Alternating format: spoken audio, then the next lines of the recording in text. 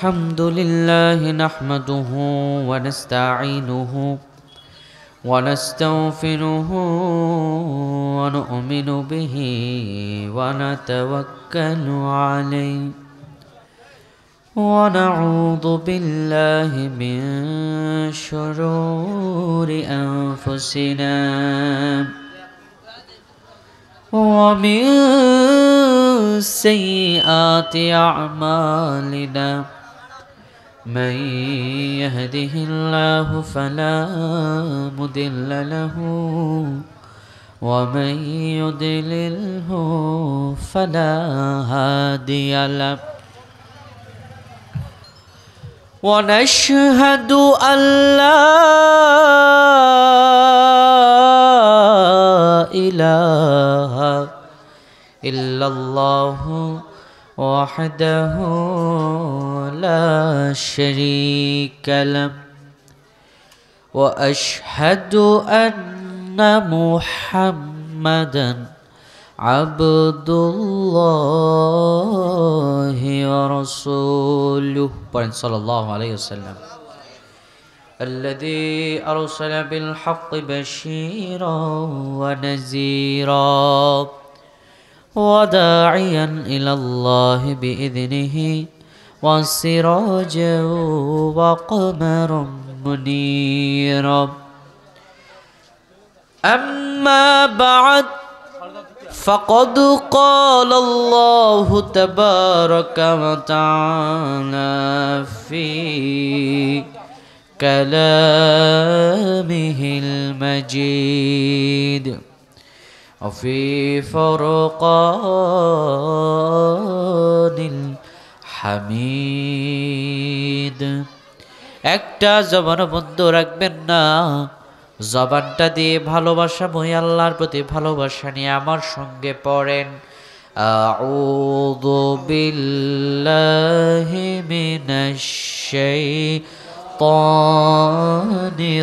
রাজিম বিসমিল্লাহির রাহমানির রাহিম قد أفلح المؤمنون الذين هم في صلاتهم خاشعون والذين هم عن اللغو معرضون والذين هم للزكاة فاعلون صدق الله العظيم وصدقه رسوله النبي الكريم إن الله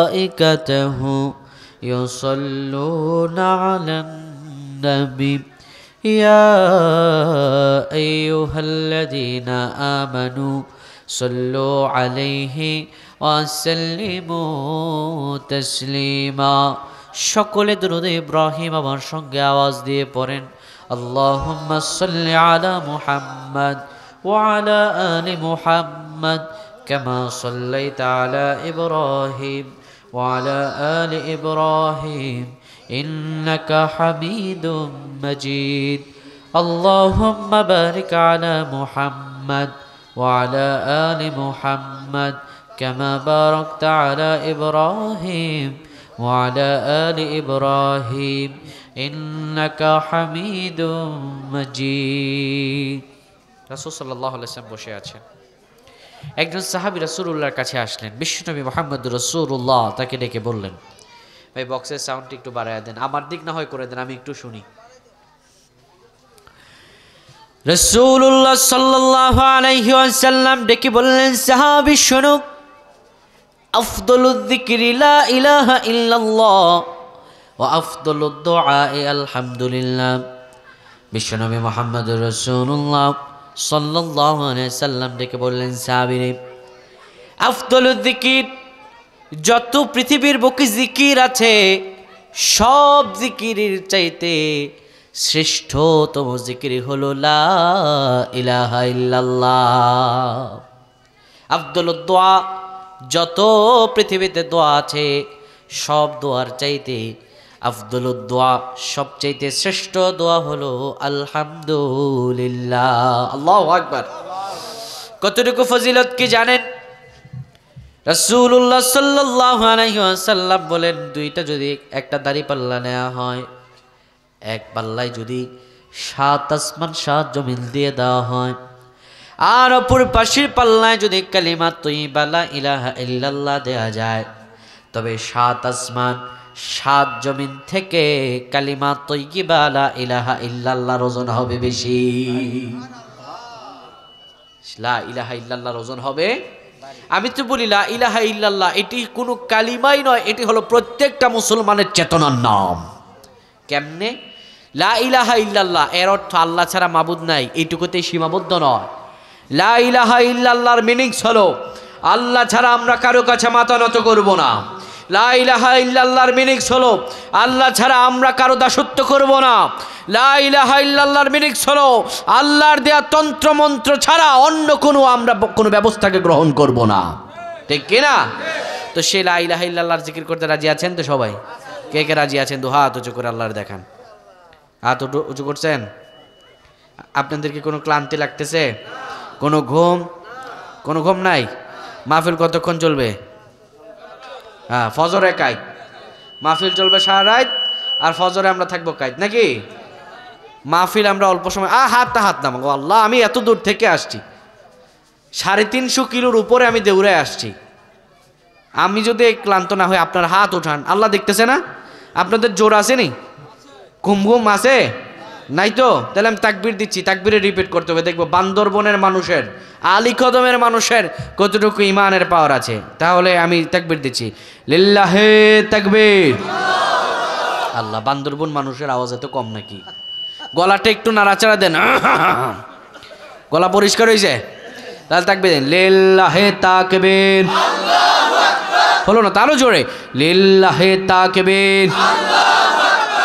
আল কোরআনের আলো, কোরআন হাদিসে যেইখানে, লিল্লাহে তাকবীর। আত্মা একটু জিকির করেন, লা ইলাহা ইল্লাল্লাহ, লা ইলাহা ইল্লাল্লাহ, লা ইলাহা ইল্লাল্লাহ, লা ইলাহা ইল্লাল্লাহ। সবাই লা ইলাহা ইল্লাল্লাহ, লা ইলাহা ইল্লাল্লাহ, লা ইলাহা ইল্লাল্লাহ, লা ইলাহা ইল্লাল্লাহ। নেই কোনো মাবুদ আল্লাহ ছাড়া, নেই কোনো মাশূক আল্লাহ ছাড়া, নেই কোনো মাবুদ আল্লাহ ছাড়া, নেই কোনো মাশূক আল্লাহ ছাড়া। আল্লাহ ছাড়া সব গায়রুল্লাহ, আল্লাহ ছাড়া সব গায়রুল্লাহ। পড়ো লা ইলাহা ইল্লাল্লাহ, লা ইলাহা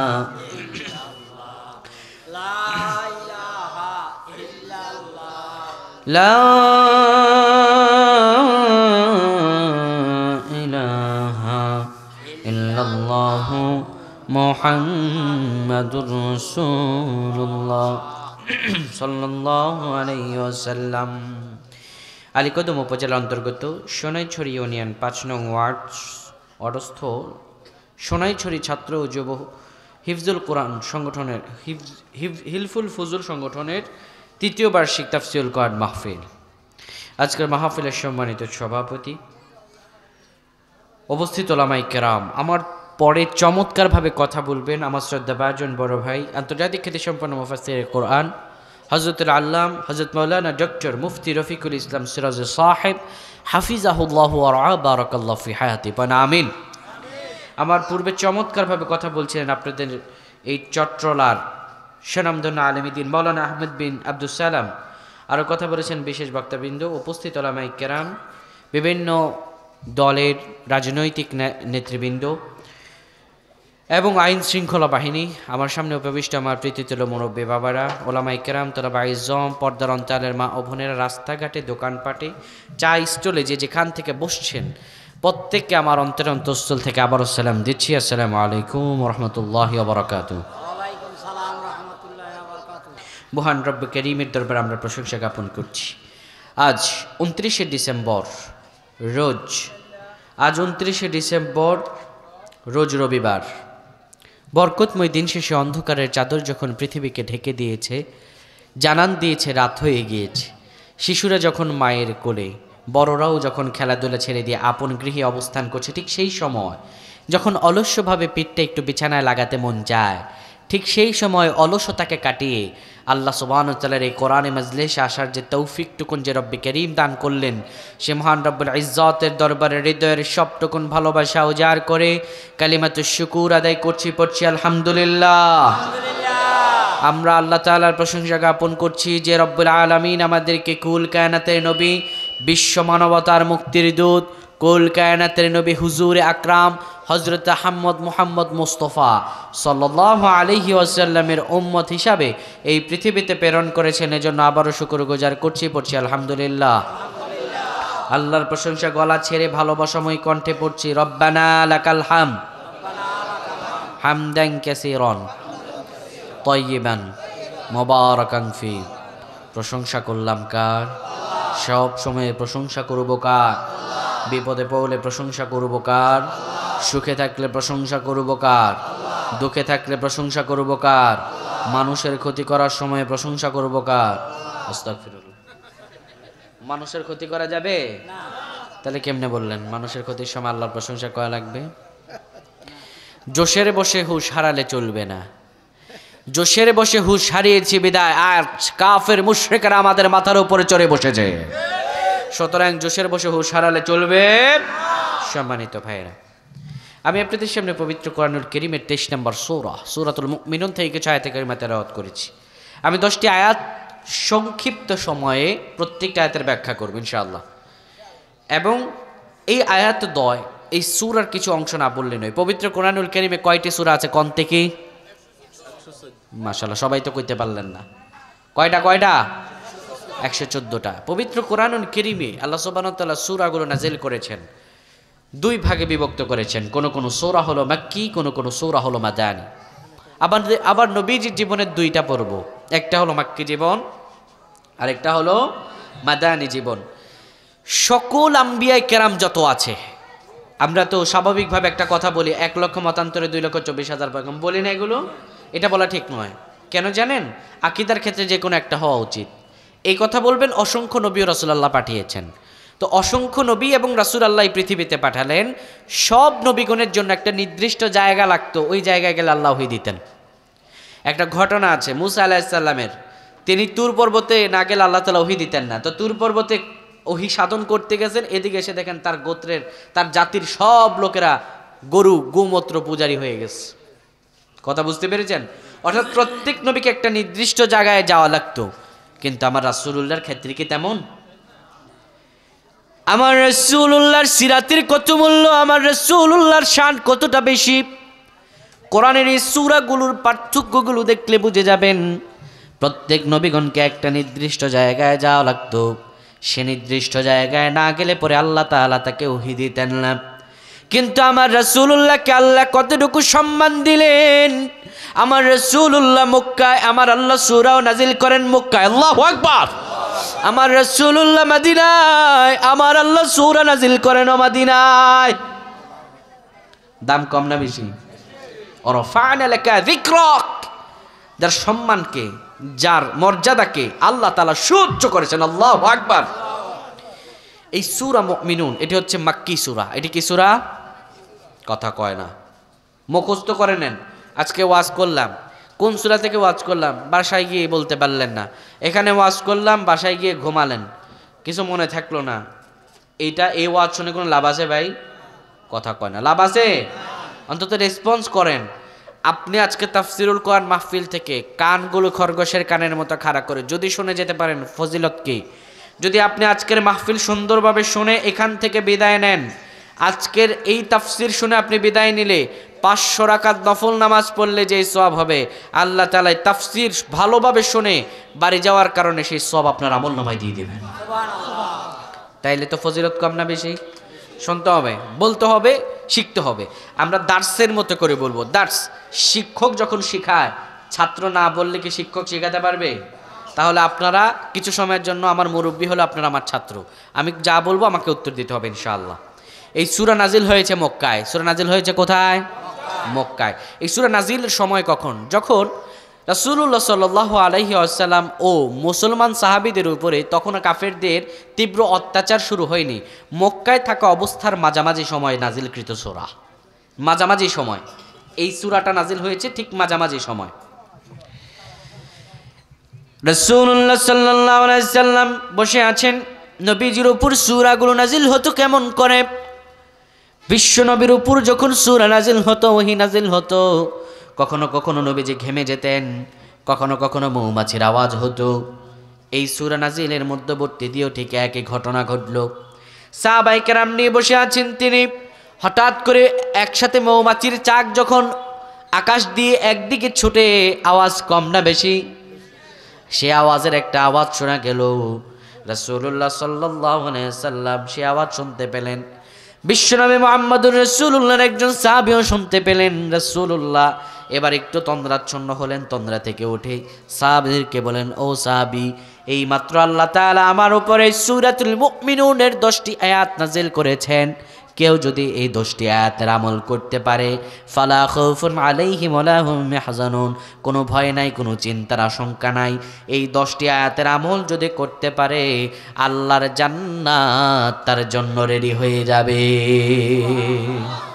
তো শুনে যাবেন? তো শুনে যাবেন ইনশাআল্লাহ। মাহফিল শেষ না করে যাওয়া যাবে? ঠিক আছে ইনশাআল্লাহ।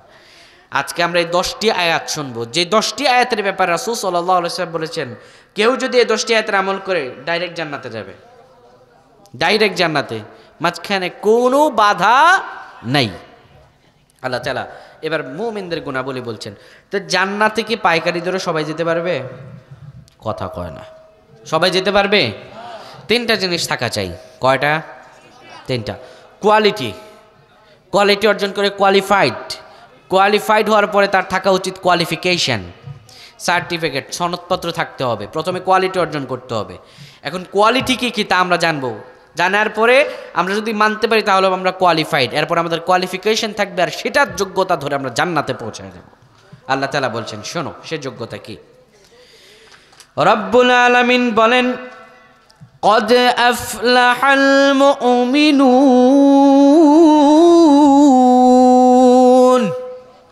আল্লাহ তাআলা বলেন, অবশ্যই সফল কাম হয়েছে মুমিনগণ, অবশ্যই সফল কাম হয়েছে মুমিনেরা। মুমিন কারা? মুমিন হলো ঈমানদাররা। যারা ঈমানদার, যারা মুমিন, তারাই সফল কাম। পৃথিবীর বুকে আমরা সফলতা মানে কি দ্বীপ?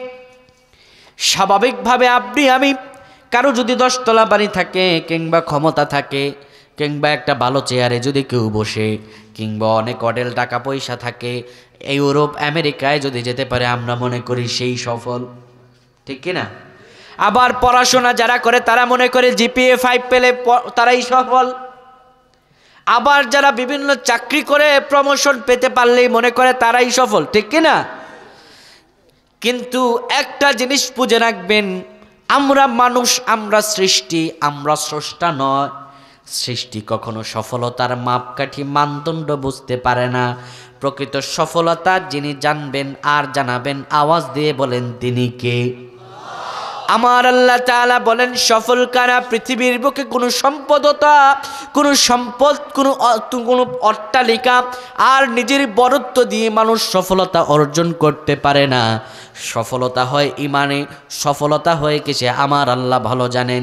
পৃথিবীর বুকে আপনি আমি সম্পদ পেলেই মনে করি সেই সফল, কিন্তু খেয়াল করে দেখবেন, এই মানুষটা সম্পদশালী হলো, ক্ষমতাশালী হলো, মনে করলাম সেই সফল।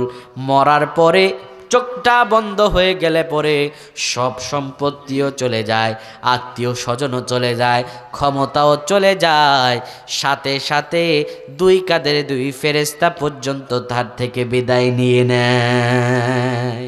কিচ্ছু যায় না। কিছু যায়? তাহলে পৃথিবীর এই পার্থিব জীবনের সম্পদ কখনো সফলতার কারণ হতে পারে? জোরে পড়েন, পারে? আমার আল্লাহ তাআলা বললেন, শোনো, সফলতা কোনো সম্পদে নাই, সফলতা আছে ইমানে। সফল তো তারা ইমান এনেছে যারা, ইমানের হুকুমিয়াতগুলো কায়েম করেছে যারা। কদ আফলাহাল মুমিনুন, মুমিন যারা তারাই সফল।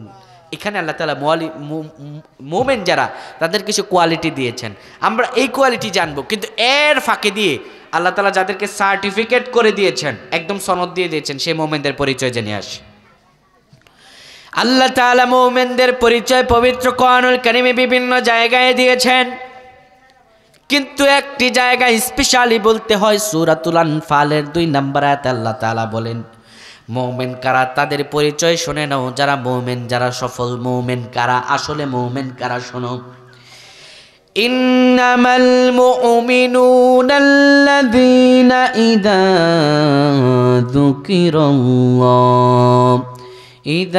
যুকিরাল্লাহু ওয়াজিলাত কুলুবুহুম ওয়া ইযা তুলিয়াত আলাইহিম আয়াতুহু যাদাতুহুম ঈমানা। আওয়াজ দিয়ে পড়েন আল্লাহু আকবার। ভালো করে বুঝবেন, মুখস্থ করে নেন।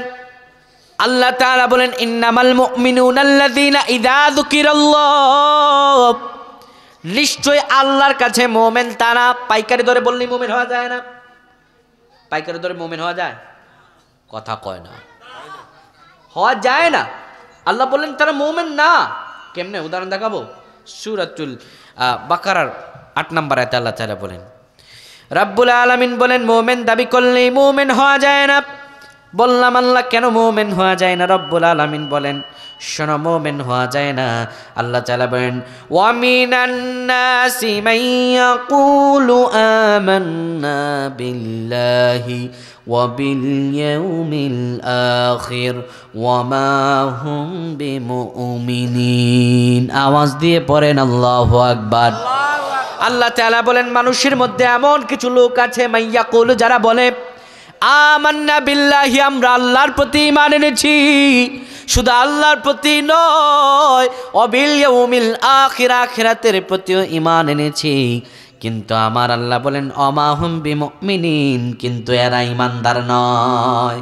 এরা কি নয়? কথা কন, এরা কি নয়? ঈমানদার নয়। আল্লাহকে বললাম, আল্লাহ এই কথাটা আপনি কেন বললেন এরা ঈমানদার নয়? মনে প্রশ্ন জাগে কি জাগে না? বললাম আল্লাহ তারা মুখ দিয়ে বলে তারা ঈমানদার, তারা বলে আখিরাতকে নাকি তারা বিশ্বাস করে। আপনি বললেন কেন তারা ঈমানদার নয়? আমার আল্লাহ তারপরের আয়াতে জানিয়ে দেন কেন তারা ঈমানদার নয়। তারা কি চায় এটা বলে আল্লাহ বলেন, ইউখাদিউনাল্লাহা ওয়াল্লাযীনা আমানু ওয়া মা ইয়াখদাউনা ইল্লা আনফুসাহুম ওয়া মা ইয়াশউরুন। আল্লাহ তাআলা বলেন, এরা মুমিন দাবিদার, কিন্তু এরা মুমিন নয়। সাপ যেভাবে তার জামা পাল্টায়, সলম পাল্টায়, এরাও সকালে থাকে ঈমানদার, বিকালে এরা কাফের, বিকালে এরা কি? আল্লাহ বললেন, ইউখাদিউনাল্লাহ, এরা ঈমানদার দাবি করে আল্লাহরে ধোঁকা দিতে চায়। কারে ধোঁকা দিতে চায়?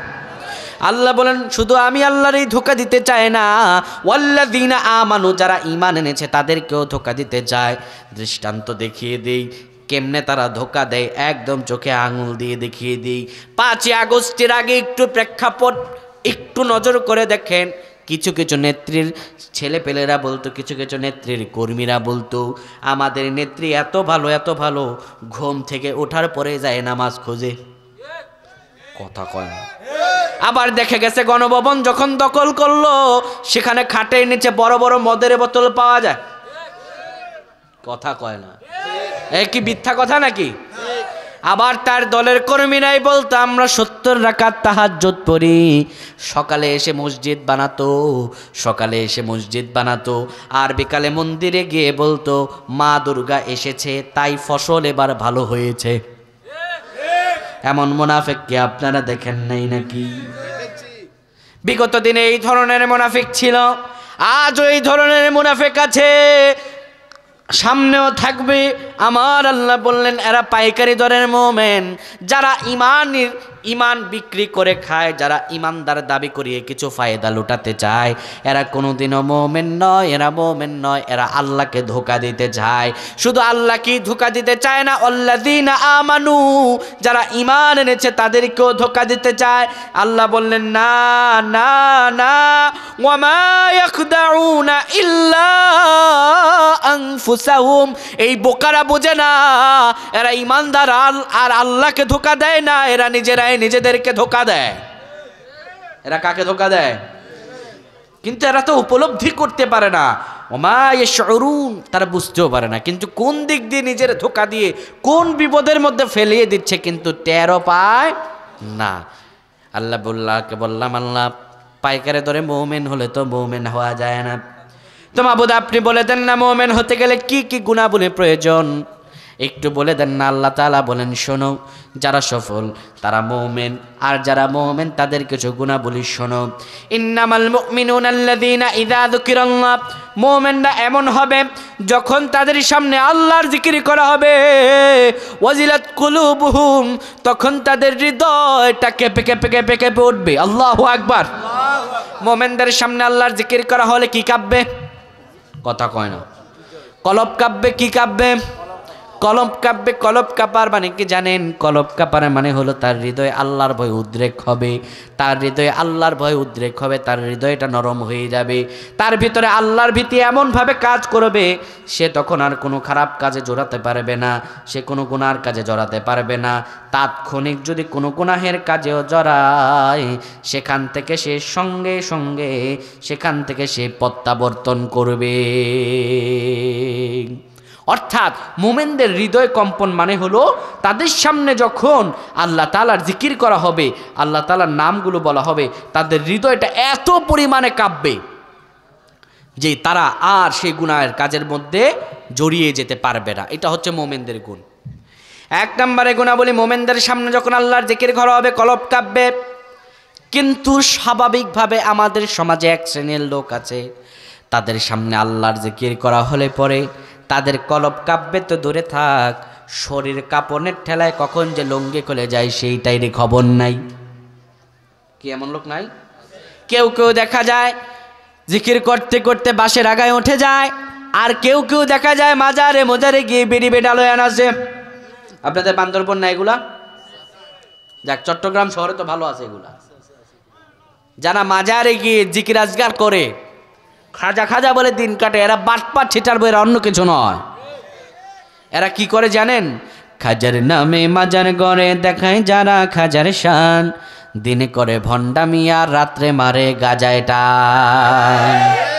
খাজার নামে মাজার গড়ে দেখায় যারা খাজার শান, দিনে করে ভণ্ডামি আর রাত্রে মারে গাজায় টান, দিনে করে ভণ্ডামি আর রাত্রে মারে গাজায় টান। আমার একটা পরিচিত লোক, বললাম যাক ভালোই তো, আপনারা দেখা যায় খাজার মুরিদ, তো কাকা নামাজ পড়েন না কেন? কয় বেটা আমি খাজার মুরিদ, আমার নামাজ লাগে না। আমি বললাম তো কেন লাগে না? কয় নামাজ আমার লাগে না, সেটার দলিল আছে। কি আছে? তা আমি বললাম আরে আল্লাহ তাআলা ইমানের পরেই দিলেন নামাজের বিধান, আমি এত ঘাটাঘাটি করলাম, ছোট মানুষ, আমার গবেষণার মানও ছোট, পড়াশোনা এলেম আমল তেমন নাই, আমি তো অত দূর যেতে পারি নাই যে নামাজ টামাজ নাই খাজার মুরিদ ধরে, তো দলিলটা একটু দেন। কয় দলিল শোনো, পানির নিচে মোম জ্বালাইলে মোম তো আরে জ্বলে না, খাজা বাবার মুরিদ হইলে নামাজ রোজা লাগে না। দলিল দেখছেন? পানির নিচে মোম জ্বালাইলে মোম তো আরে জ্বলে না, খাজা বাবার মুরিদ হইলে নামাজ রোজা লাগে না। মাজারেতে যাবে যারা তারা হবে ইমান হারা, ঠিক কিনা? মাজারেতে যাবে যারা তারা হবে সর্বহারা, ইমান সব চলে যাবে, থাকবে না তার ইমান, দিনে করে ভণ্ডামি আর রাত্রে মারে গাজায় টান। এ তো এক শ্রেণী, তারপরও মানা যায়, যাই হোক নামাজ টামাজ পড়ে না, খাজার মুরিদ করে যাক। কিন্তু দুঃখের কথা কি বলবো, এক মুরব্বী আমি বললাম আমার এলাকার, তা আপনি যাই করেন নামাজ টামাজ পড়েন না পড়েন খাজার মুরিদ, তাও বুঝলাম। একটা বিষয় কষ্ট লাগে, সেটা হচ্ছে আপনি মহিলাদের সঙ্গে এভাবে নাচানাচি করেন কেন? এটা তুমি বুঝবা না। বললাম কেন বুঝবো না? প্রাপ্তবয়স্ক হয়েছি, কেন এটা বুঝবো না? আমি ইমান টেস্ট করি। কি টেস্ট করে? কয় বেটা মোমবাতি যদি আগুনের কাছে না যায়, এই মোম গলবে কিনা সাকিব তা কি বলা যায়? আমি আগুনের কাছে যাই, দেখি আমার ইমান গলে টলে কিনা। বলবো কি ভাই দুঃখের কথা, শরম লাগে অন্তরে, বুড়াকালে চাচায় দেখি বেডি লইয়া মাজারে ফাল পারে। মাজারেতে যাবে যারা তারা হবে ইমান হারা, মাজারেতে যাবে যারা তারা হবে সর্বহারা। আমল সব ধ্বংস হবে, থাকবে না তার ইমান, দিনে করে ভণ্ডামি আর রাত্রে মারে গাজায় টান। কিন্তু মোমেনটা কেমন জিকির করবে? শাহলি বাবা, ফকিরি বাবা, এ তো একটা আছে। কিছুদিন আগে তো আরেক নতুন জিকির বের হয়েছে, হিমহে হিমহে, শুনছেন না আপনারা জিকির? আহা, জিকির করতেছে আল্লাহ আল্লাহ, সেখানে আবার বাবারে টেনে নিয়ে আসে। কায় টেনে আনে? কিন্তু যারা আল্লাহর পাশাপাশি অন্য কাউকে ডাকবে এরা কোনোদিনও মুমিন নয়, এরা মুশরিক। এরা কি? আল্লাহ তাআলা বলেন অমাইয়াদউ মাআল্লাহি ইলাহান আখার লা বুরহানা লাহু বিহি ফাইন্নামা হিসাবুহু ইনদা রাব্বিহি ইন্নাহু লা ইউফলিহুল কাফিরুন। আল্লাহ তাআলা সূরাতুল মুমিনুনের 117 নম্বর আয়াতে আল্লাহ জানিয়ে দেন অমাইয়াদউ মাআল্লাহি ইলাহান আখার, যারা আল্লাহর পাশাপাশি অন্য কাউকে ডাকে, পীরের নাম ধরে ডাকে, বাবার নাম ধরে ডাকে, শোনো আমি আল্লাহ বলছি লা বুরহানা লাহু বিহি, তার কাছে এটার কোনো প্রমাণ নাই। ফাইন্নামা হিসাবুহু ইনদা রাব্বি ইন্নাহু লা ইউফলিহুল কাফিরুন। আল্লাহ তাআলা বলেন শোনো, তার অবশ্যই একজন পালনকর্তা আছে, কিন্তু সে পালনকর্তা হলো আল্লাহ। আল্লাহ ব্যতীত অন্য কারো নাম দিয়ে যদি জিকির করে সে কাফের হয়ে যাবে, তার ঈমান চলে যাবে। লা ইউফলিহুল কাফিরুন। আর কাফেররা কোনো দিনও সফল কাম হয় না। কাফেররা কি হয় না? সফল কাম হয় না। মুমিনুন আল্লাহ তাআলা 117 নম্বর আয়াতে স্পষ্ট জানিয়ে দিয়েছেন ডাকতে হবে আল্লাহর জিকিরের সময় একজনকে ডাকবো, তিনি কে? আল্লাহ ছাড়া আর কাউকে ডাকবো না। এটাই স্পষ্ট, লাউড অ্যান্ড ক্লিয়ার। যারা আল্লাহর পাশাপাশি পীরের নাম ধরে ডাকে, বাবার নাম ধরে ডাকে, এরা কোনোদিনও জান্নাতে যেতে পারবে না, এদের ঈমানই ধ্বংস হয়ে যাবে। আল্লাহ তাআলা বললেন মুমিনরা এমন নয়, তারা আল্লাহর পাশাপাশি আর কাউকে ডাকে না। আর তাদের সামনে যখন আল্লাহর জিকির করা হয় ওয়াজিলাত কুলুবুহুম, তখন তাদের ঈমান বেড়ে যায়। শুধু তাই নয়, ওয়া ইযা তুলিয়াত আলাইহিম আয়াতুহু যাদাতুহুম ঈমানা। আল্লাহ তাআলা 2 নম্বর গুণাবলী বলেন মুমিন যারা, যাদেরকে আল্লাহ তাআলা সার্টিফিকেট দিয়েছেন আনফালে, আল্লাহ তাআলা বলেন 2 নম্বর গুণাবলী হলো তাদের সামনে যখন কোরআনের আয়াতগুলো বলা হবে তখন তারা কোরআনের আয়াতগুলো শ্রবণ করবে। শ্রবণ করার দ্বারা তাদের ঈমান যাদাতুহুম ঈমানা, তখন তাদের ঈমানটা বেড়ে যাবে। কি বেড়ে যাবে? জোরে বলেন। ঈমান বেড়ে যাবে। কি বাড়বে? আল্লাহ বললেন মুমিনদের সামনে কোরআনের আয়াতগুলি বলা হলে পরে তাদের ঈমান বেড়ে যাবে।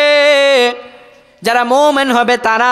কিন্তু আমাদের সমাজে এক শ্রেণীর লোক আছে দেখবেন, তাদের সামনে কোরআনের আয়াতগুলো ব্যাখ্যা সহকারে বলা হলে ঈমান বাড়বে তো দূরে থাক, কোরআনের কথা বলার জন্য তাদের কার্যকরী ভূমিকা তারা পালন করে। ঠিক কিনা?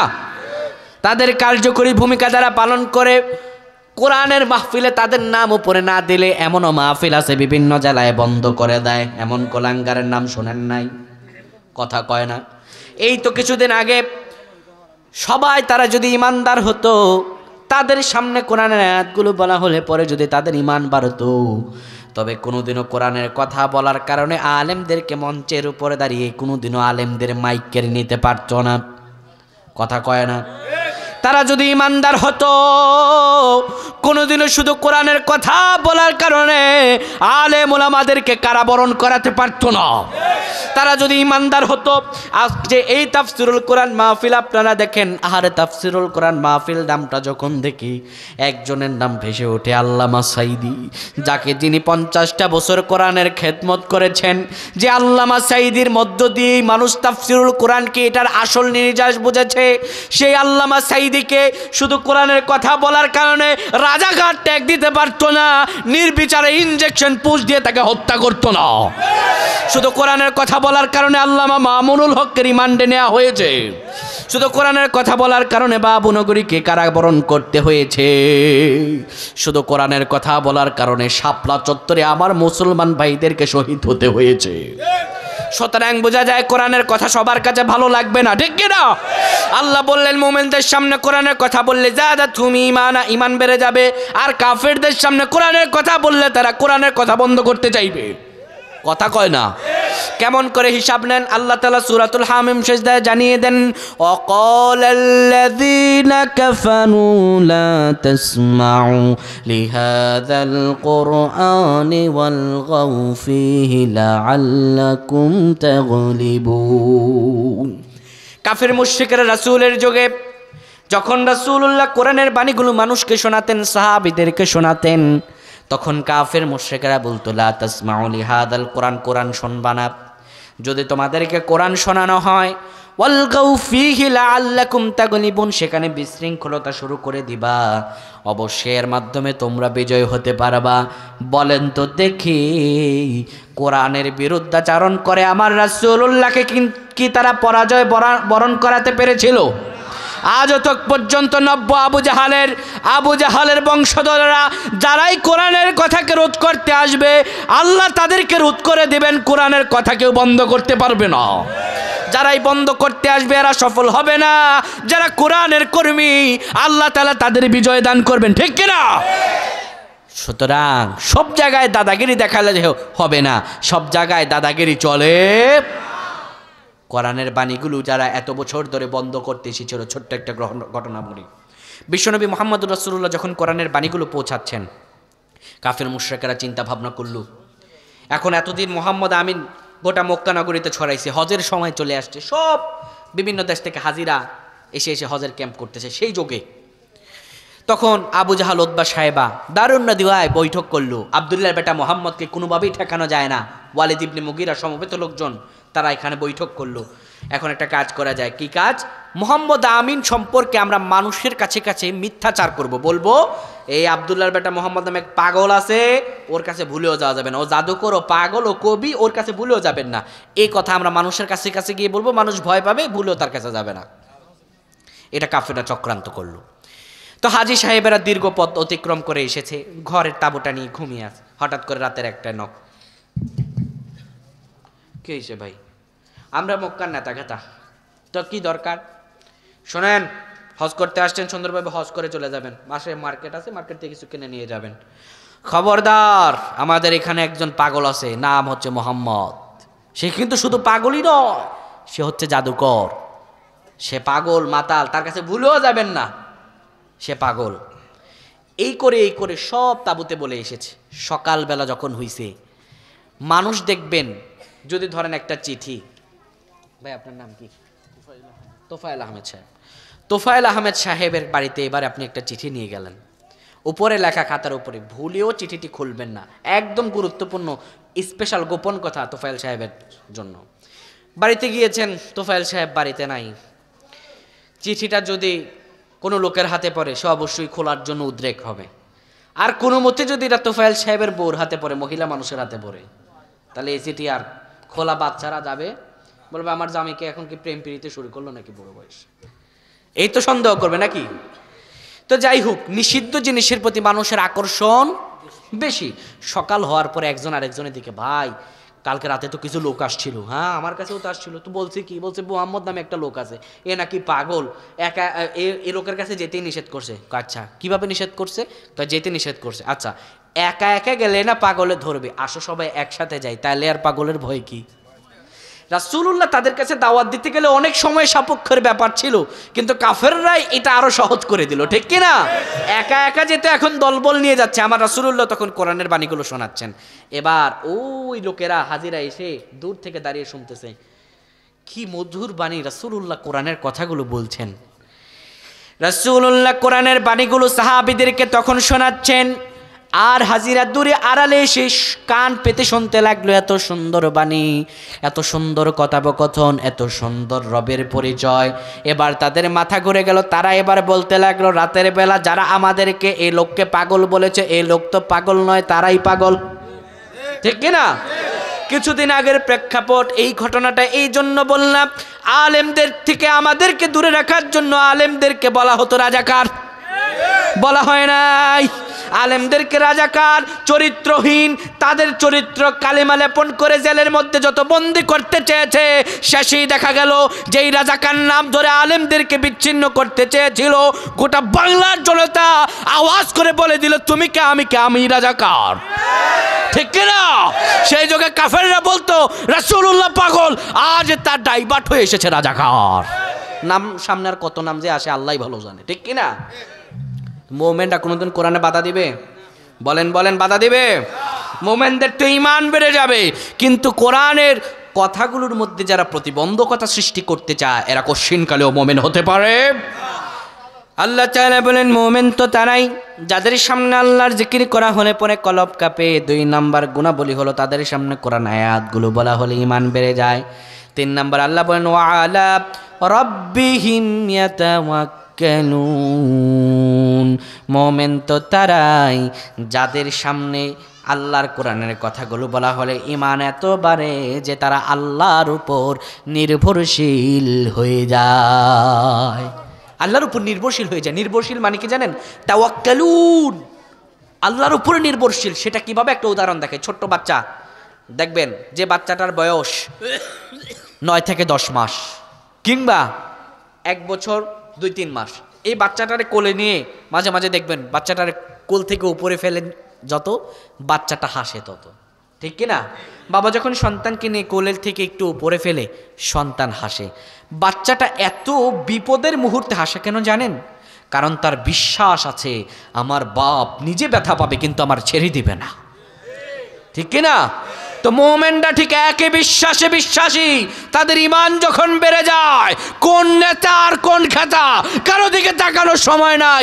আমার হৃদয়তে আমার আল্লাহর ভয়, কার কি ক্ষমতা আছে আমার সামনে, ঠিক কিনা মুসলমান? সুতরাং যাদের হৃদয়ে আল্লাহর ভয় তারা কোনো প্রতিবন্ধকতাকে ভয় পায়।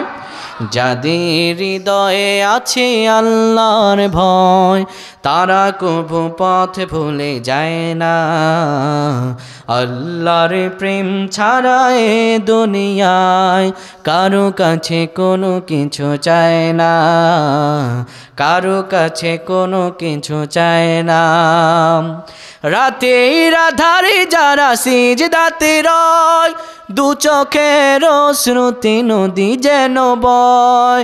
ছলনার হাত ছানি যতই আসুক, ছলনার হাত ছানি যতই আসুক, পেছনে ফিরেও তাকায় না, পেছনে ফিরেও তাকায় না। আল্লাহু আকবার।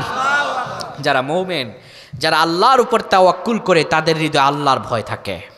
আর যার হৃদয়ে আল্লাহর ভয় থাকে কোনো গুন্ডার পান্ডাকে তারা ভয় পায় না। এবার 4 নম্বরে আল্লাহ বলেন মুমিন যারা তাদের গুণাবলী হলো আল্লাযীনা ইউকিমুনাস সালাতা ওয়া মিম্মা রাযাকনাহুম ইউনফিকুন। আল্লাহ তাআলা বলেন তাদের 4 নম্বর গুণ হলো তারা সালাত কায়েম করবে। ইউকিমুনাস সালাত এর ব্যাখ্যা অনেক বিস্তৃত। সালাত কায়েমের মানে এক অর্থে দাঁড়ায় তারা যে নামাজগুলো পড়বে, নামাজের মধ্যে যেমন করে যা শিখতে পারে, নামাজের মধ্যে আদব শিখে, নামাজের মধ্যে ধনী কে বড় লোক আর কে গরিব এটার যেমন কোনো পার্থক্য নাই। নামাজে আমরা যখন দাঁড়াই বড় লোকের পাশে ধনী, বড় লোকের পাশে গরিব দাঁড়াতে পারবে না এমন কোনো কথা আছে নাকি? এমন কোনো কথা যেমন করে নাই, ঠিক তেমন করে সে নামাজ থেকে শিখবে। আমার পাশে যেইভাবে গরিব মুমিনও দাঁড়াতে পেরেছে, সমাজের বুকে কোনো আমার প্রতিপত্তি নাই। প্রতিপত্তি তো আল্লাহর অহংকার আর দাম্ভিকতা করবে না। সে যখন সমাজে চলাফেরা করবে ওই যে নামাজ থেকে যা শিখেছে কোনো পার্থক্য নাই, সে কোনো পার্থক্য রাখবে না, সে সবার সঙ্গে সেইভাবে মিলিত হয়ে চলবে। আর নামাজ কায়েমের আরেকটা অর্থ হলো তার অধীনস্থ সন্তান সন্ততি পরিবার পরিজন, সমাজ থেকে শুরু করে ইউনিয়ন, ইউনিয়ন থেকে শুরু করে উপজেলা, উপজেলা থেকে শুরু করে জেলা, জেলার পরে এবার গোটা রাষ্ট্রে বিভাগ পর্যায়ে সে সালাত কায়েম করার চেষ্টা করবে, সকলকে সালাত পড়ার তাগিদ দেবে। আল্লাহ তাআলা বলেন তারাই মুমিন। 5 নম্বরে গুণাবলী হলো অমিম্মা রাযাকনাহুম ইউনফিকুন, আর তারা তাদের সম্পদ থেকে আল্লাহর রাস্তায় ব্যয় করবে। আল্লাহ বলেন মুমিন তারা যাদের ক্ষমতা, যাদের হাতে ক্ষমতা যাওয়ার পরে, তারা ক্ষমতা পাওয়ার পরে তারা মানুষগুলো দিয়ে নামাজ কায়েম করবে। কিন্তু আমাদের সমাজের দিকে তাকালে দেখা যায় এমন নেতা আছে যারা নামাজ কায়েম করবে দূরে থাক, ক্ষমতায় গেলে পরে তারা আরো মাদক কারবারি বেশি করে। কথা কয় না? এতদিন যে ছেলেগুলো বিড়ি খাইতো ওই ছেলেগুলোর হাতে গাঞ্জা ধরায়, যে ছেলেগুলো গাঞ্জা খাইতো সেই ছেলেগুলোর হাতে লাল বিচি ধরায়, ঠিক কিনা? সমাজ তো এইভাবেই ধ্বংস হচ্ছে। তারা কায়েম করবে নামাজ আর তারা কায়েম করে গাজা। বাস্তব কিনা এগুলো? আল্লাহ বললেন মুমিনরা এমন হবে না। শোনো, এই 5টি গুণ যাদের আছে আল্লাহ তাআলা সূরাতুল আনফালের 4 নম্বর আয়াতে বলেন উলাইকা হুমুল মুমিনুনা হাক্কা। আমার আল্লাহ তাআলা বলেন শোনো, এরাই সত্যিকারের মুমিন। এরা কি মুমিন? সত্যিকারের মুমিন। আর বাকি যার নাম কাস্তে মুমিন এরা মিথ্যা মুমিন। এরা কি মুমিন? মিথ্যা মুমিন। সত্যিকারের মুমিন কারা? আবার অ্যানালাইসিস করেন, ব্রেনে ঢুকান। 1 নম্বরে যাদের সামনে আল্লাহর কথাগুলো বলা হলে পরে যাদের হৃদয়ে কাঁপে। 2 নম্বরে তাদের গুণাবলী হলো কোরআনের আয়াতগুলো পড়লে ঈমান বেড়ে যায়। 3 নম্বরে গুণাবলী হলো তারা আল্লাহর উপরে তাওয়াক্কুল করে। 4 নম্বর গুণাবলী হলো তারা সালাত কায়েম করে। 5 নম্বর গুণাবলী হলো আল্লাহ যে রিজিক দিয়েছেন তা থেকে ব্যয় করে। আমার আল্লাহ বলেন তারাই সত্যিকারের মুমিন। লাহুম দারাজাতুন ইনদা রাব্বিহিম ওয়া মাগফিরাতু ওয়া রিজকুন কারীম।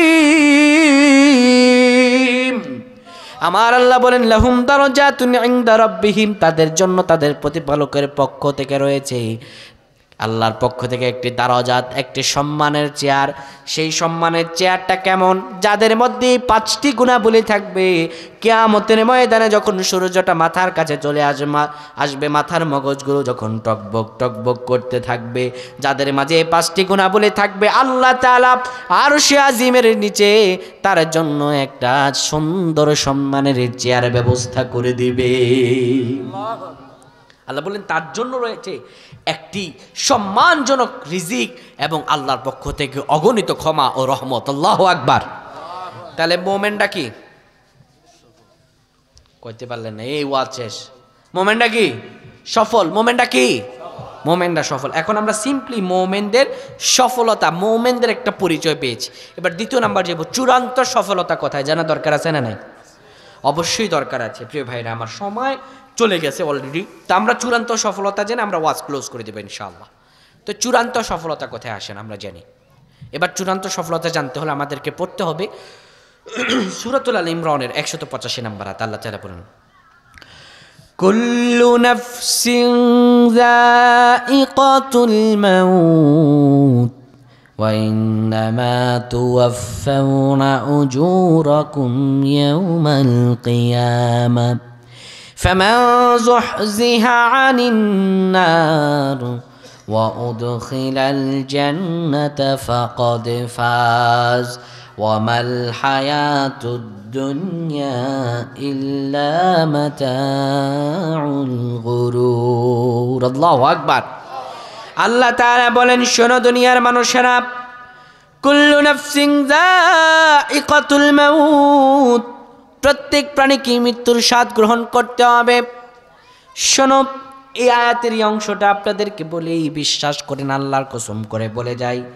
প্রিয় আমার বান্দরবনবাসী, প্রিয় ভাইয়েরা, আমার আলীকদম উপজেলার ভাইয়েরা, একটা কথা বলে যে আল্লাহর কসম করে বলি আয়াতের অংশটাকে আমি ভয় পাই না। বুকে হাত দিয়ে বলি কুল্লু নাফসিন যায়িকাতুল মাউত, একটুও ভয় পাই না। বিশ্বাস করেন আয়াতের তারপরের অংশটারে আমি বেশি ভয় পাই। আমার আল্লাহ তাআলা বলেন শোনো, প্রত্যেক প্রাণীকে মৃত্যুর স্বাদ গ্রহণ করতে হবে। ও ভাই, মরে গেলে কোনো আফসোস ছিল না। মরে যাওয়ার পরে যদি সব শেষ হয়ে যেত, কোনো আমার কোনো ভয় লাগতো না, কোনো ব্যথা ছিল না, কোনো টেনশন ছিল না। কিন্তু আল্লাহ তারপরে বলেন وَإِنَّمَا تُوَفَّوْنَ أُجُورَكُمْ يَوْمَ الْقِيَامَةِ। শোনো রে দুনিয়ার মানুষেরা, মরার পরেই জীবন শেষ নয়, মরার পরেই জীবন শুরু। আরেকটা দিন আছে, وَإِنَّمَا تُوَفَّوْنَ أُجُورَكُمْ يَوْمَ الْقِيَامَةِ, যেই দিনে তোমার প্রতিফল দিয়ে দেওয়া হবে। দুনিয়াতে আপনি যা করেছেন, দুনিয়াতে আপনি যা ভালো করেছেন আর যা খারাপ করেছেন, সেই কিয়ামতের ময়দানে সব আমলগুলো আপনার হাতে দিয়ে দিবে। সব আমলগুলো হাতে দিয়ে দেওয়া হবে। আপনি যা করেছেন, মানুষের প্রকাশ্যে করেছেন, মানুষের আড়ালে করেছেন, যা আপনি করেছেন সব কিছু আপনাকে দিয়ে দেওয়া হবে। সেদিন বাঁচার কোনো জায়গা আছে? মানুষগুলোকে প্রতিফল দিয়ে দেওয়া হবে। এই পৃথিবীতে কত ক্যামেরা আছে? বোতামের ভিতরে ক্যামেরা, কলমের ভিতরে ক্যামেরা, আবার কত জায়গায় কত রকম ক্যামেরা, সিকিউরিটি ক্যামেরা আছে না নাই? আমার আল্লাহ তাআলা বলেন, শোনো রে মানুষেরা, দুনিয়ার মানুষের যদি অত্যাধুনিক এত সুন্দর বুদ্ধিবৃত্তি থাকতে পারে, তাহলে বলেন তো আমার আল্লাহর কি তেমন বুদ্ধি নাই? আমার আল্লাহ তাআলা আপনার আমার পেছনে একটা গোপন ক্যামেরা লাগিয়ে দিয়েছেন। পৃথিবীর কেউ আপনার আমার গোপন পাপ সম্পর্কে জানে না, কিন্তু একজন জানেন, তিনি কে? আল্লাহ বলেন, ওয়াইন্নামা তুওয়াফাউনা উজুরাকুম ইয়াউমাল কিয়ামাহ। কিয়ামতের একটা ময়দান আছে রে বান্দা, যে ময়দানে তোমার প্রতিফলগুলো তোমারে দিয়ে দেওয়া হবে। মানুষগুলো তার প্রতিফলগুলো পাওয়ার পরে বলবে, আল্লাহ ভুলে আমি এই পাপ করি নাই গো মাবুদ, এই পাপ অন্যজন করেছে, আপনার ফেরেশতারা ভুলে আমার নাম লিখে দিয়েছে। আল্লাহ তাআলা বলবেন, তুমি করো নাই। মানুষ বলবে, করি নাই। বাবার জানে না ছেলের পাপ কি, ছেলে জানে না বাবার পাপ কি।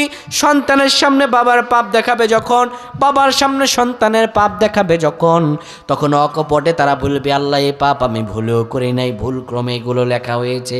আমার আল্লাহ তাআলা সেদিন চাপাবাজি করার জায়গা রাখবেন। পৃথিবীর বুকে চাপাবাজি করে রডের বদলে বাঁশ দেওয়া যায়, কিয়ামতের ময়দানে আমার আল্লাহকে ঘুষ দিলে লাভ হবে নাকি? পৃথিবীতে কোনো লাভ, পৃথিবীতে লাভ আছে চাপাবাজির, কিন্তু কিয়ামতের ময়দানে কোনো চাপাবাজি চলবে না। তা চাপাবাজি করে 5 বছর আগে রাস্তা ক্লিয়ার করে দিব, শুধুমাত্র নির্বাচনে জিতে দেখেন, নির্বাচনের 10 বছর চলে যায়, রাস্তার অবস্থা এমন যে রাস্তা দিয়ে কোনো ডেলিভারি মহিলা গেলে ডাক্তারের কাছে নিতে হবে না, অটো ডেলিভারি রাস্তায় হয়ে যাবে। এমন রাস্তা নাই আপনাদের দিকে? আমাদের কুমিল্লায় বহুত আছে, আর ঢাকা শহরে তো বিভিন্ন জায়গায় এমন রাস্তা আছে, আল্লাহ মাফ করো।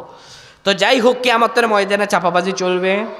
কিয়ামতের ময়দানে কিন্তু এই চাপাবাজরা থেমে যাবে না, ডেকে ডেকে বলবে, আল্লাহ এই পাপ আমি করি নাই, মাবুদে আমি পাপ করি নাই। আল্লাহ তাআলা বলবেন, করস নাই। মানুষ বলবে না আল্লাহ করে নাই।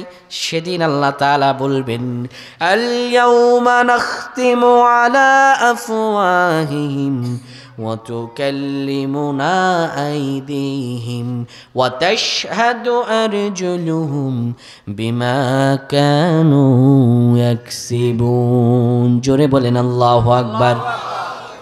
কিয়ামতের ময়দানে আল্লাহ মুখটারে বন্ধ করে দেবেন,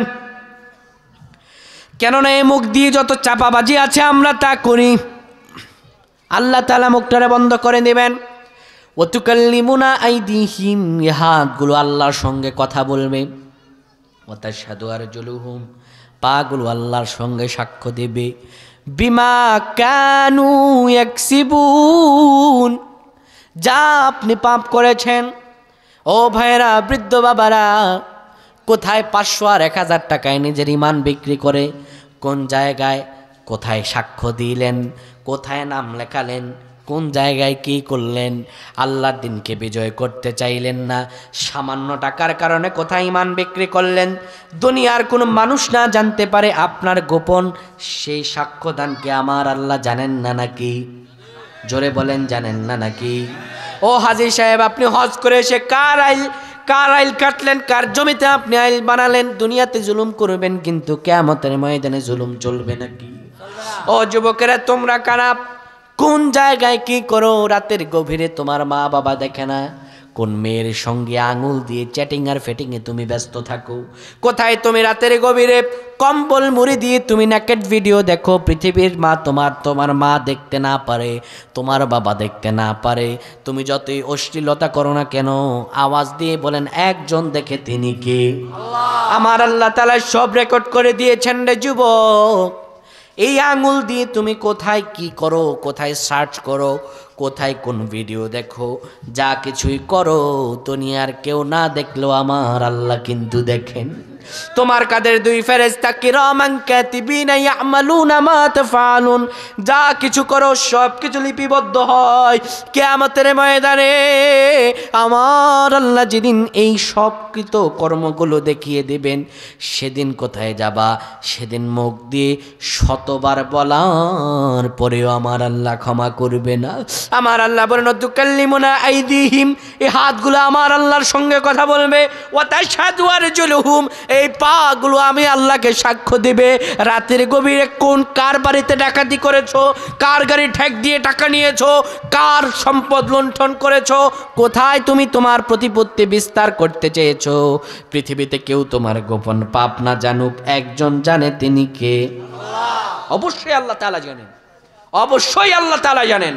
আপনি আজকে গোপনে মানুষের সম্পদ লুণ্ঠন করবেন, মানুষের সম্পদের উপর হাত বাড়াবেন, মানুষের অর্থের উপরে মানুষ থেকে আপনি টাকা লুণ্ঠন করে খাবেন, এই পৃথিবীতে কিছু সময়ের জন্য টিকলেও কিন্তু কবরে আপনি বাঁচতে পারবেন না।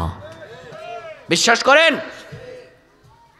লা ইয়াকুলুনা আমওয়ালান নাস বিল বাতিল, যারা মানুষের সম্পদ অন্যায়ভাবে বক্ষণ করে, যারা মানুষের সম্পদ অন্যায় করে খায়, কিয়ামতের ময়দান আল্লাহর কাছে তাকে দাঁড়াতে হবে। কত জায়গায় কতভাবে মানুষ খায়, দুঃখের কথা কি বলবো ভাই, এই ওয়াজের জগতেও কত রকম সিন্ডিকেট চলে বলার মতো নাই। বুঝতে পেরেছেন? কত জায়গায় কত সিন্ডিকেট চলে, হুজুরদের টাকা পর্যন্ত মেরে দেয়। এমনও ভদ্রলোক আছে, কোথায় যাব, কোথায় গিয়ে দিনের কথা বলবো, যেখানে দিনের কথা সেখানেই ঘাপলা আছে না নাই?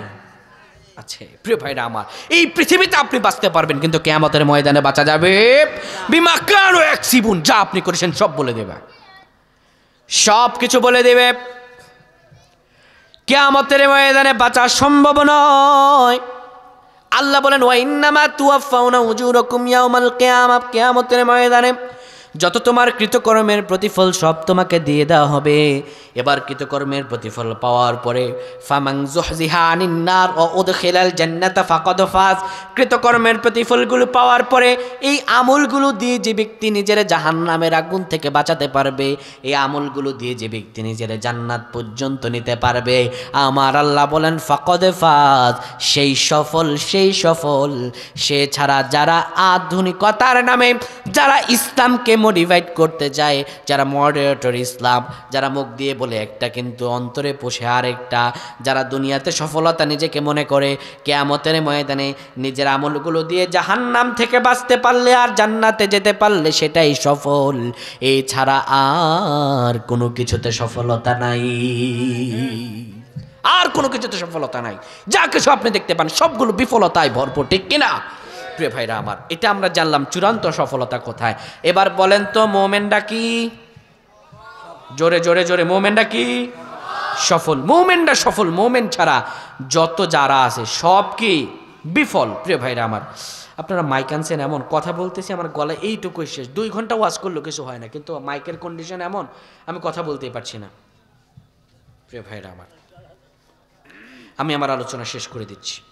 5 মিনিট একটা কথা বলবো, 5 মিনিট আরেকটা কথা বলবো। 2 নাম্বার, আল্লাহ তাআলাকে বললাম আল্লাহ মুমিনদের তো গুণাবলী পেলাম, এবার ডিরেক্ট যারা জান্নাতে যায় তাদের গুণাবলী পাইছি, বা তাদেরটা তো পাই নাই, কথা কয় না, তাদেরটা পাইছি।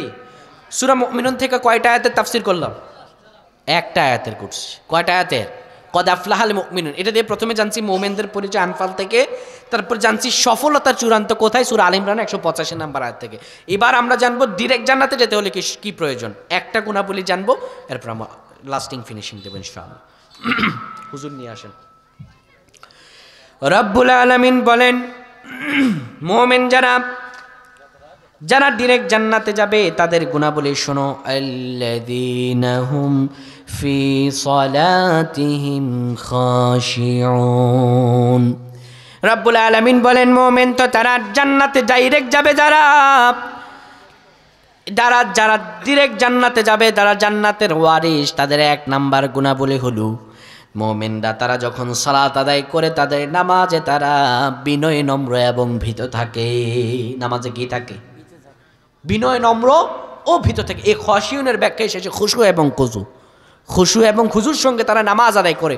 এই খুশু এবং খুজু এই শব্দ শোনেন নাই এমন একটা মানুষ এখানে নাই। আমি বিশ্বাস সবাই শুনছেন, শোনেন নাই?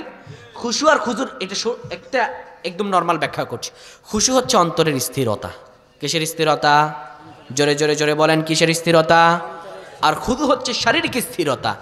নামাজে যখন দাঁড়াই তখন মনটা চলে যায় বাড়িতে। কোথায় চলে যায়? বাড়িতে। আর কিছু কিছু মুরব্বী আছে এরা নামাজে দাঁড়ায়, আল্লাহ রাসূল সাল্লাল্লাহু আলাইহি ওয়াসাল্লাম শিখিয়েছেন সেজদার দিকে তাকাবা, কিন্তু এই চাচারা কয়জন লোক মসজিদ দিয়ে আসে গনে, বের হলো কে রে, ডানে আসলো কে রে। আর ইমাম সাহেব যদি বড় কোনো লম্বা কেরাত ধরে তো মুরব্বী চাচা নামাজে দাঁড়ায় আর গনে কয়টা টাইস আছে সামনের কাতারে, আর মনে মনে বলে আগের দিনের কাজ তো খুবই শক্তিশালী কাজ। আর আমার মা বোনদের নামাজ কি বলবো, আমার মা বোনরা যখন নামাজ পড়ে, আমার মা বোনরা খুব ব্যস্ত, জোহরের নামাজ পড়ে আসরের সঙ্গে মিলাইয়া, আর আসরের নামাজ পড়ে ঈশার সঙ্গে মিলাইয়া। মা বোনদের নামাজে দাঁড়াইছে, মুরগা টুরগা পালে। মুরগি চিনেন আপনারা? কথা কয় না। পালিত মুরগি চিনেন না? পালে না মুরগি। এবার এক মা নামাজে দাঁড়াইছে, কিছু খুদ আর চাল সাইডে দিয়ে রাখছে, আসরের সময় নামাজ চলে যেতেছে। আল্লাহু আকবার। দাঁড়ানোর পরে কিছুক্ষণ পরে ঠোকর ঠোকর আওয়াজ শোনা যায়। সোজা তো আর তাকাইতে পারে না, আর চোখে তাকায়, এটা আমার ঘরের মুরগা নাকি পাশের ঘরের মুরগা। কোনো মতে সত্যি যদি অন্য ঘরের মুরগা হয় নামাজের মধ্যে শুরু করে হুস হুস। একই নামাজ না সার্কাস? আহা, আল্লাহ বলেন ফাওয়াইলুল লিল মুসাল্লিন, ধ্বংস হয়ে যাক ওই সকল নামাজি আল্লাযীনা হুম আন সালাতিহিম সাহুন, যারা তারা নামাজের ব্যাপারে উদাসীন, নামাজে কি পড়ছে আর কি করছে তা নিজেই জানে না।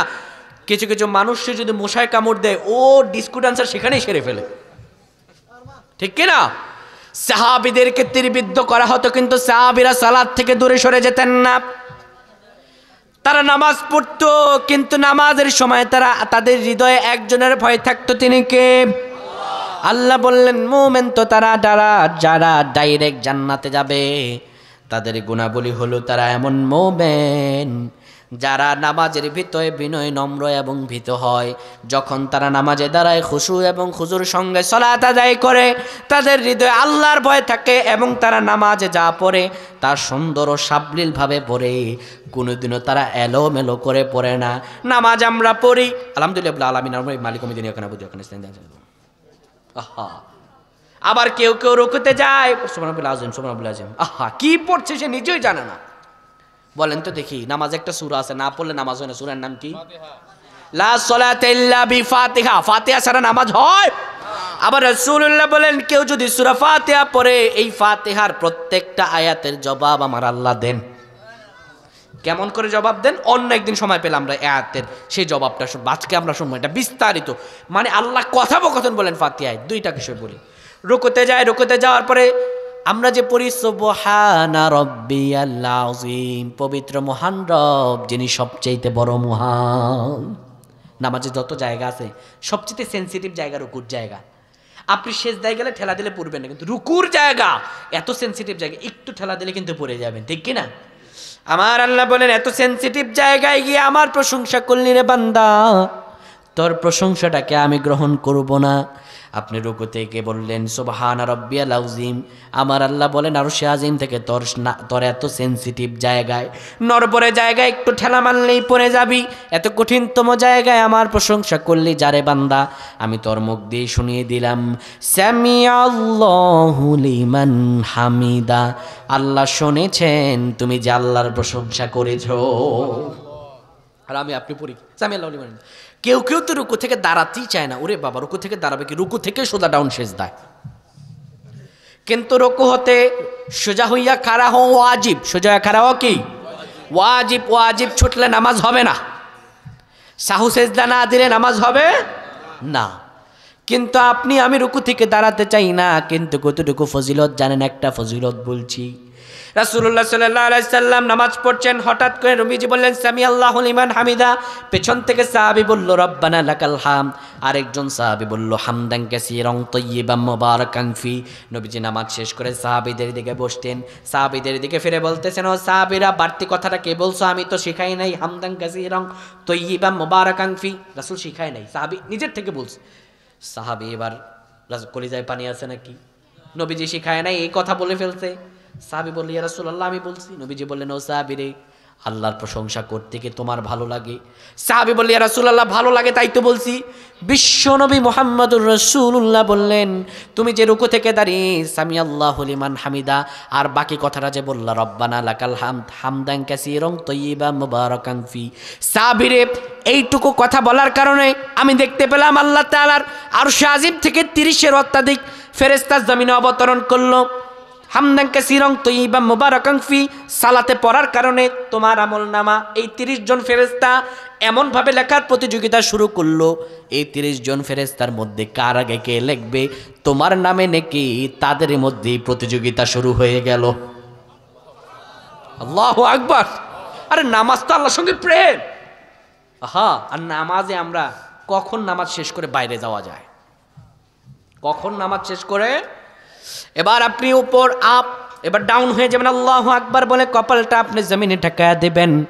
সবচাইতে নিচের জায়গা হলো জমিন, সবচাইতে নিচের জায়গা কি?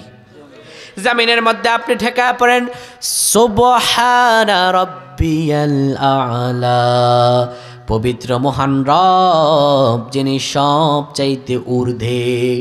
আমার আল্লাহ তাআলা আরশে আজিম থেকে ডাক দিয়ে বলে বান্দা জমিনের মধ্যে সবচাইতে নিচের জায়গায় কপালটা ঠেকায় আমার নামটা উপরে লাগায় দিলি রে বান্দা। সবচাইতে নিচের জায়গায় ঠেকায় আমার নাম যখন উপরে লাগিয়ে দিয়েছিস, তোর নামটাও আমি আমার নিচের কাতারের বান্দাদের কাতারে তোর নামটা রাখবো না, আমি আল্লাহ তোর নামটা ধরে আমার উপরের কাতারের বান্দাদের খাতায় লিখে দিলাম। নামাজ বুঝলে মজা, বুঝলে কি? ফাতিহাটা বলতে আরো মজা বুঝবেন। যাই হোক, আজকে আর বলবো না। শেষে এই যে আজকে কয় তারিখ? 29 তারিখ। সামনে আসতেছে 31শে ডিসেম্বর, যাকে বলা হয় 31st নাইট, বলে কি না 31st নাইট। এইটা শোনেন, যুবকদের জন্য শেষ নাসিহা, টোটালি বলে দিচ্ছি। আবু দাউদের হাদিস, মান তাশাব্বাহা বিকওমিন ফাহুয়া মিনহুম, সূরাতুল মাইদার 51 নম্বর আয়াত। আল্লাহ তাআলা বলেন, ইয়া আইয়ুহাল্লাযীনা আমানু লা তাত্তাখিযুল ইয়াহুদা ওয়ান নাসারা আউলিয়া বা'দুহুম আউলিয়া বা'দ ومن يتولهم منكم فإنهم منهم إن الله لا يهدي القوم الظالمين। জোরে বলেন আল্লাহু আকবার। আবু দাউদের হাদিস বলি, নবীজি বলেন মান তাশাব্বাহা বিকওমিন ফাহুয়া মিনহুম, যার সাথে যার আচরণের মিল কিয়ামতের ময়দানে তার সঙ্গে তার সাথে হবে। 31st নাইট এটি হচ্ছে খ্রিস্টানদের একটি উদযাপনীয় ধর্মীয় উৎসব। যারা 31st নাইট জেনে বুঝে পালন করবে, বুঝেন না বুঝে পালন করলে মাফ আছে, জেনে বুঝে যারা 31st নাইট পালন করবে, রাসূলুল্লাহর এই হাদিস সাক্ষ্য দেয় তার ঈমান নাই, তার হাসর নসর হবে মুশরিকদের সঙ্গে। 31st নাইটের সঙ্গে কোনো মুসলমানের সম্পর্ক থাকতে পারে না, পারেই না। কোনো মুসলমানের সন্তান বিধর্মীদের কোন সংস্কৃতি নিজের মধ্যে ধারণ করতে পারে? সূরা মাইদার আয়াত, ইয়া আইয়ুহাল্লাযীনা আমানু, ওহে যারা ঈমান এনেছো, লা তাত্তাখিযুল ইয়াহুদা ওয়ান নাসারা, তোমরা ইহুদি এবং নাসারাদের কোনো সাদৃশ্যকে নিজের মাঝে এনো তাদেরকে বন্ধুরূপে গ্রহণ করো না। শোনো, আউলিয়া বা'দুহুম আউলিয়া বা'দ, এই হিন্দু খ্রিস্টান বৌদ্ধ এরা পরস্পর পরস্পরের বন্ধু। শোনো, তোমরা যদি তাদের অন্তর্ভুক্ত হও, আউলিয়া বা'দুহুম আউলিয়া বা'দ ওমাইয়া তাওয়াল্লাহুম মিনকুম ফাইন্নাহুম মিনহুম, শোনো আমি আল্লাহ নিষেধ করেছি তাদের সাদৃশ্য তোমাদের মাঝে আনবে না, যদি আনো আমি আল্লাহ তোমাকে তাদের মাঝে গণ্য করব। ইন্নাল্লাহা লা ইয়াহদিল কওমাজ জালিমিন, তুমি জালেম হবা আর তোমার কপালে কোনো হেদায়েত নাই। আয়াত কয় নাম্বার? 51। আয়াত কয় নাম্বার? সূরার নাম সূরা মাইদা। বাইক দিয়ে পড়ে দেখেন। আপনার ছেলে যদি আজ আপনি 31st নাইটের জন্য বাবা 1 টাকা দেন, কিয়ামতের ময়দানে আপনার ছেলে জাহান্নামে গেলে আপনাকে নিয়ে যাবে। আপনি যদি 31 নাইট উদযাপন আপনি করতেই পারেন না, বছর উদযাপন কিসের করবেন? আরে মুসলমানদের জন্য উৎসবের কম পড়ছে? মুসলমানদের প্রধানত উৎসব দুইটা, কয়টা? ঈদুল ফিতর আর ঈদুল আজহা। এছাড়া মুমিনদের আর কোনো উৎসব থাকতে পারে? কোন উৎসবের সঙ্গে আমাদের সম্পর্ক থাকতে পারে? 31 নাইট টোটালি হারাম।